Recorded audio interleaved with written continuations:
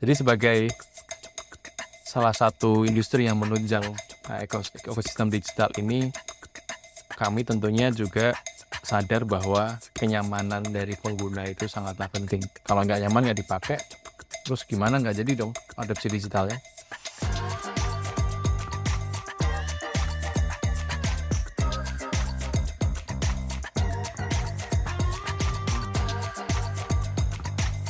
Jadi contohnya di layanan publik itu sebenarnya juga diatur Mas Rega di Permenq terkait dengan perpajakan, peraturan Menteri Keuangan. Bahwa wajib pajak itu karena sekarang udah dunia digital ya, dan Mas Rega, saya itu juga melaporkan SPT lah ya, itu secara digital. Nah di aturan Permenq itu sebenarnya sudah dibolehkan menggunakan tangan elektronik.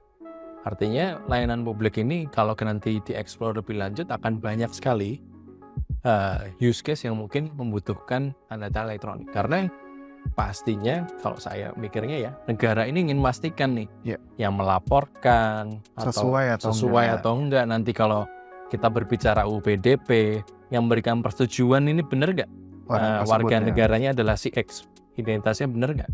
Karena lagi-lagi di dunia digital ini semua orang itu bisa mengaku sebagai siapa saja. Saya bisa mengaku sebagai Mas Rega bisa mengaku sama saya. Nah siapa dong yang bisa memverifikasi? Disitulah saya tekankan kembali perannya dari PSRE melalui sertifikat elektronik. Itulah kenapa kita memang bisa dibilang salah satu fungsi utamanya adalah bisa memverifikasi identitas dari pemilik sertifikat elektronik tersebut. Mas Irwan ngomongin soal trust dan fraud, itu kan sebetulnya dua hal yang cukup banyak di highlight akhir-akhir ini ya Mas ya, apalagi terlebih di industri-industri yang highly regulated, kemudian juga yang memang mereka mungkin membutuhkan use case yang dengan mungkin nasabah atau mungkin penggunanya itu benar-benar harus memiliki tingkat kepercayaan yang sangat tinggi. Tapi di sisi lain juga dari sisi tingkat keamanannya juga mungkin masih banyak permasalahan untuk kejadian-kejadian yang sifatnya melibatkan para fraudster ini. Nah, apalagi tadi di sesi awal Mas Mirwan juga sempat bahas soal deepfake gitu ya Mas. Nah, kira-kira sebetulnya sebagai sebuah dalam menjaga trust gitu ya Mas ya. Dalam menjaga trust, kira-kira mitigasi yang dilakukan untuk bisa terhindar dari fraudster, dari deepfake itu kira-kira Vida itu melakukannya seperti apa sih Mas? Ya, makasih Mas Rega. Sebenarnya nggak di Vida saja ya, kalau kita berbicara dengan PSR ini memang standarnya, karena yang tadi tugas kami itu berat, harus bisa memverifikasi identitas dari pemilik sertifikat elektronik, tentunya perlu standar-standar. Nah, saya sampaikan tadi standarnya ini diregulasi oleh Kominfo dan selalu diaudit. Kami ini diaudit terus secara teknologi dan yang non-teknologi juga Mas Rega, untuk memastikan bahwa kami menjalankan tugasnya dengan benar, yaitu ketika diminta memeriksa suatu identitas dari pemilik sertifikat elektronik, kita bisa buktikan. Itu satu, jadi dari regulasi itu memang ketat pasti, itu dari government. Dan dari teknologinya, seperti yang saya sampaikan tadi, Vida ini menerapkan live face detection. Nah, live face detection ini sebenarnya satu teknologi atau sebenarnya saya bisa bilang sebenarnya tambahan ya, pengaman ya, ketika kita melakukan onboarding secara digital. Karena kalau Mas Rega benar-benar cari berita tentang deepfake, AI generated image dan segala macam yang makin canggih ya. Jadi fraudster makin banyak juga toolsnya. Nah Vida ini tentunya juga memiliki komitmen untuk bisa jangan sampai jangan sampai kita kalah dengan fraudster itulah bisa dibilang. Jadi kita terus komitmen untuk meningkatkan teknologi itu, terutama di liveness kami memiliki komitmen untuk bisa menerapkan AI dan machine learning yang memadai sehingga kita bisa mengidentifikasi suatu ancaman-ancaman yang baru dengan menggunakan teknologi tersebut. Karena itu, kalau itu bisa makin canggih dan kita sebagai penyelenggara sertifikat elektronik itu tidak keep up dengan teknologi, bayangkan Mas Rega, saya tidak pernah merasa meminta sertifikat elektronik ke PSRE dan digunakan untuk tantangan misalnya, tiba-tiba ada yang klaim ini ditandatangani oleh Irwan. Loh, padahal saya nggak pernah merasa meminta sertifikat elektronik dan menggunakannya untuk tanda tangan elektronik. Artinya ada lubang di situ. Oke. Nah, itulah kenapa PSRE ini diregulasi dengan ketat untuk mengantisipasi hal tersebut. Karena bayangkan jika ini transaksi, mungkin kalau ini dokumen-dokumen yang sederhana, tidak ada nilai komersialnya, ya risikonya kecil. Bayangkan kalau yang ini digunakan untuk tanda tangan yang sifatnya komersial, Mas Rega. Bayangkan jika tanda tangan ini ternyata tidak kebenaran identitasnya itu ternyata salah. Ternyata penyelenggara sertifikat elektroniknya tidak menerapkan dengan ketat, regulatornya tidak memberikan standar yang ketat.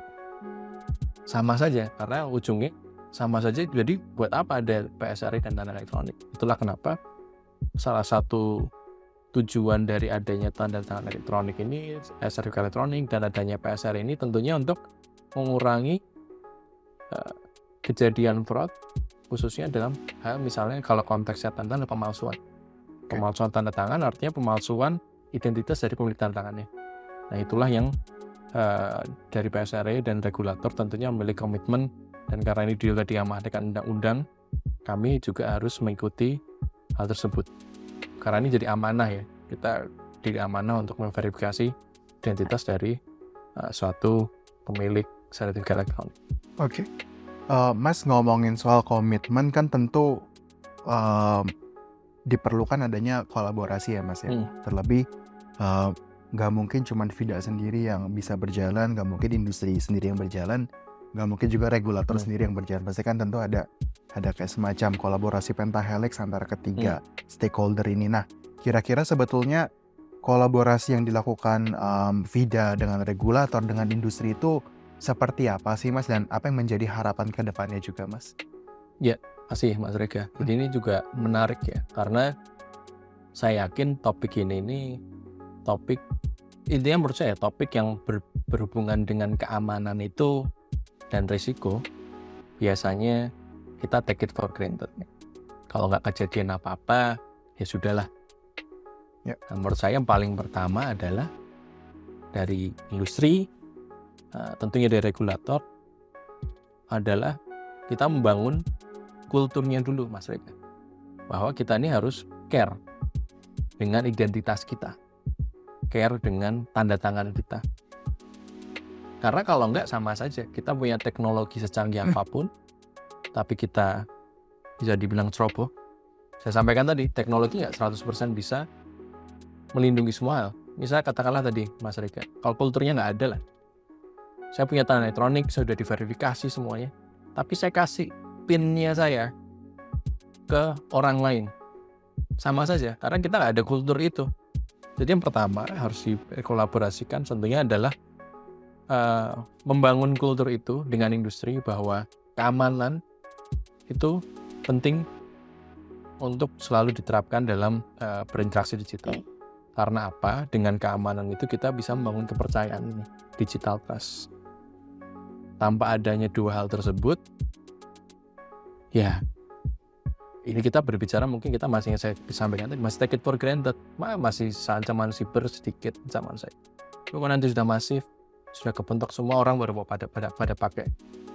Jangan sampai seperti. Jadi pertama adalah tentunya awareness bahwa pentingnya keamanan, trust di dunia digital. Mungkin itu sih Mas. Saya kira basicnya dulu, fundamentalnya ini harus dikerjakan bersama, dan industrinya pun juga harus menyadari pentingnya itu. Jangan take it for granted juga, misalnya wah ini nggak ada kok Mas yang palsu tanda tangan, tapi giliran kena ada pemalsuan yang nilainya cukup besar, baru teriak semua. Jadi jangan dilihat selalu dari biayanya, tapi bisa lihat dari benefitnya. Dan sebenarnya lagi-lagi kalau kita punya kultur itu, saya rasa kita bisa membangun trust yang lebih baik di ekosistem digital kita. Jadi balik lagi Mas Irwan, tadi sudah banyak menjelaskan mengenai kolaborasinya dengan regulator seperti apa, kemudian juga dengan industri juga bagaimana. Terlebih memang kan kolaborasi ini kan tentu nggak bisa berjalan dengan sendirinya Mas, ya pasti tentu akan ada kerjasama lintas sektor juga. Kemudian juga tadi Mas Irwan juga menyinggung perihal bagaimana sebetulnya keamanan itu menjadi salah satu faktor utama yang sebetulnya harus diperhatikan. Mungkin ini jadi pertanyaan terakhir dari saya, Mas. Ngomongin keamanan ya, kalau dari sisi industri kan kadang-kadang keamanan dan kenyamanan itu kan tidak bisa berjalan beriringan Iya. gitu, Mas. Tapi kira-kira sebetulnya VIDA melihatnya bagaimana sih, Mas? Apakah dengan teknologinya VIDA, produknya VIDA, ternyata keamanan itu dan kenyamanan itu bisa berjalan, Mas, dengan sesuai gitu, Mas? Jadi sebagai salah satu industri yang menunjang ekosistem digital ini, kami tentunya juga sadar bahwa kenyamanan dari pengguna itu sangatlah penting ketika akan, sebagai contoh, onboarding lah di dunia digital. Tapi tadi saya sampaikan juga bahwa ancamannya sekarang juga makin tinggi. Yap. Nah, kalau VIDA lihatnya seperti apa? Kalau dari sisi regulasi sebenarnya nggak ada ya regulasi yang bilang harus nyaman usernya. Tapi lagi-lagi kalau nggak nyaman, kalau misalnya nggak nyaman dan nggak pakai, gimana dong? Nah, tentunya saya lihat nanti pasti dari teman-teman VIDA yang lain nanti bisa menyampaikan lebih detail seperti apa untuk menjaganya. Tapi kami komitmen, karena kalau nggak nyaman tidak dipakai, itu satu. Nah, kalau nggak nyaman nggak dipakai, terus gimana, nggak jadi dong adopsi digitalnya. Kita nggak ngomongin keamanan lagi, jadi udah jauh nih.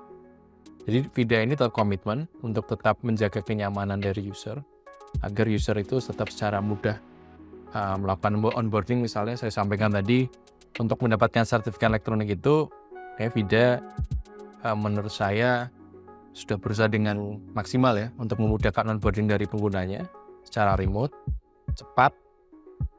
Kalau cepat itu mungkin nanti relatif ya, tapi menurut saya cepat dan mudah. Itu yang pertama dari kenyamanan, dan lagi-lagi keamanannya tetap kita jaga sesuai dengan standar-standar regulasi yang dipersyaratkan. Jadi tidak selalu, Mas Rega, keamanan itu harus dikorbankan demi kenyamanan. Justru menurut saya dengan sekarang sudah makin berkembangnya teknologi, kita harusnya melihat teknologi-teknologi yang tetap menawarkan keamanan yang sama dan ternyata juga bisa menawarkan kenyamanan. Saya rasa sih tidak selalu bisa dibentukkan. Saat ini kita bisa malah jalan bareng, apalagi dengan perkembangan teknologi. Oke, terima kasih Mas Irwan. Jadi kalau boleh saya recap gitu ya, bahwa tentu keamanan dan kenyamanan bisa berjalan beriringan. Ya. Tapi yang paling penting adalah bagaimana sebetulnya trust itu tercipta ya Mas ya, di ekosistem. Baik itu dari sisi VIDA sebagai penyelenggara sertifikasi elektronik, kemudian trust juga terbentuk dari sisi end user, dari sisi industri, bahkan juga dari sisi regulator. Ya. Mas Irwan, terima kasih Terima kasih. atas waktunya. Jadi teman-teman, kurang lebih begitulah penjelasannya mengenai VIDA di episode kali ini. Apa yang sudah dijelaskan mengenai VIDA sebagai penyelenggara sertifikasi elektronik, kemudian juga bagaimana sebetulnya VIDA dapat menjelaskan atau mungkin menerbitkan sertifikasi elektronik, hingga nanti ada salah satu turunan terakhirnya adalah produk tanda tangan elektronik. Semoga teman-teman bisa memahami, dan sampai jumpa di kesempatan berikutnya. Thank you.